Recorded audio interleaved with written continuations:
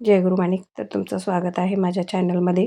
तर ही जी पूजा दिसत आहे ती महाशिवरात्रीची पूजा आहे आमच्या गावातील महादेव मंदिरातली, जिथे की माझे मिस्टर पुजारी आहेत आणि तिथे झालेली या वर्षीची ही पूजा आहे.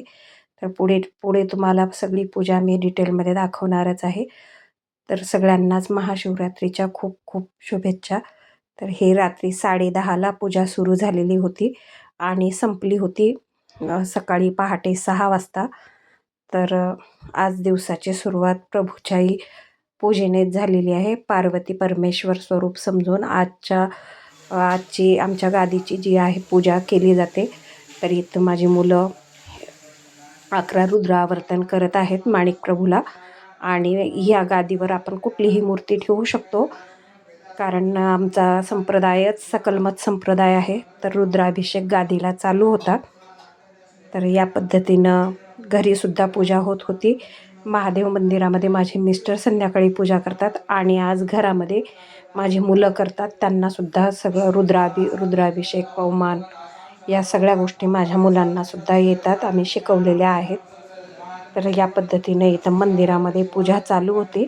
आणि ही बघा, माझी मुलगी रांगोळी काढत होती आज महाशिवरात्रीची महादेवाची.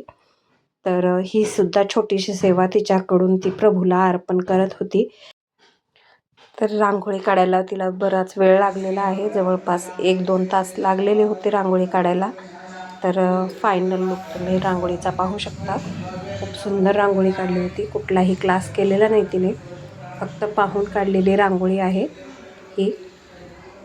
थोडीशी आयडिया काही जर कळालं तर आम्ही देतो.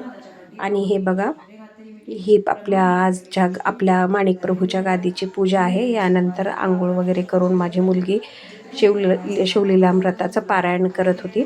दरवर्षी ती शिवलीलामृताचं पारायण आमच्या मंदिरात करते. तर आज फराळासाठी म्हणून मी, लेकरांचाही उपवास आहे म्हणून फ्रूट कस्टर्ड करणार आहे. त्यासाठी मी 5 लिटर दूध मागवलं होतं. फ्रूट कस्टर्ड, उसळ, भगर, आमटी असा साधा स्वयंपाक होता आणि चहा तर चालूच होता. आता डायरेक्ट आपण आलेलो आहोत रात्रीच्या सत्रामध्ये महादेव मंदिरात. हे आमच्या गावाचं महादेव मंदिर आहे. तर सुरुवात झालेली आहे आमच्या सासऱ्यांच्या पदानी, कारण आमच्या ह्या सासऱ्यांनीच या पूजेची सुरुवात केलेली होती. तर ही 25वी महाशिवरात्र आहे, रौप्य महोत्सवी. तर या अगोदर या मंदिरामध्ये आज जी तुम्ही सुविधा पाहता ती कुठलीही नव्हती. आणि सुरुवात ही छोटीशीच असते, छोट्याशा गोष्टीपासून सुरुवात होत असते. तेव्हा माझे सासरे आणि माझे मिस्टर, माझे भाव्या असे 2-4 माणसंच येत होते. कंप्लीट 10 ते 12 माणसं असं या पूजेला येत होते. आता यानंतर दिवसेंदिवस या पूजेचं स्वरूप हे असं वाढलेलं आहे.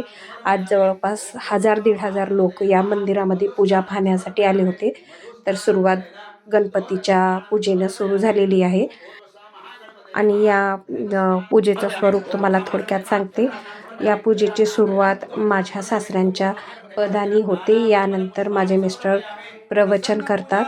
यावर्षीसुद्धा प्रवचन झालं. हे सगळं एकसारखं जर दाखवत गेले तर खूप मोठा व्लॉग होईल, म्हणून मी थोडं त्यातलं घेतलेलं आहे. सुरुवातीला प्रवचन वगैरे होतं.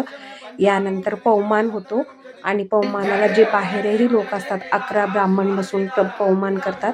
यानंतर देवाला हळद, कुंकू किंवा बेल, अत्तर हे वाहण्याची प्रत्येक माणसाला इथे म्हणजे संधी उपलब्ध करून दिली जाते. आणि प्रत्येक इथे बसलेले भाविक येऊन हळद, कुंकू, अक्षदा आणि बेलपत्र ते सगळं वाहतात. इथं मध्ये येऊन प्रत्येकाला दर्शनही होतं. तर यानंतर आम्ही सुद्धा अभिषेक केलेला आहे. तर पवमानाचा अभिषेक झाला आणि आता सुरू होते महादेवाची पूजा, सजावट, हे सगळं सुरू होतं आहे. आणि तुम्ही पहा किती लोक आहेत.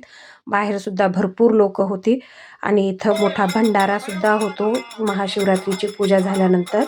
आता भजनही चालू होतं आणि आता महादेवाला सजावटीचं काम चालू झालं आहे. खूप खूप हर्ष उल्हासात ही पूजा इथं केली जाते. आणि ज्या कुणापर्यंत हा व्हिडिओ पोहोचेल त्यांना मी नक्कीच आमंत्रण देईन, पुढच्या वर्षी एकदा करटखेडला महादेव मंदिरामध्ये येऊन पूजा नक्की पाहून जा. अशी पारणी फिटेल डोळ्याची, इतकी सुंदर पूजा होती.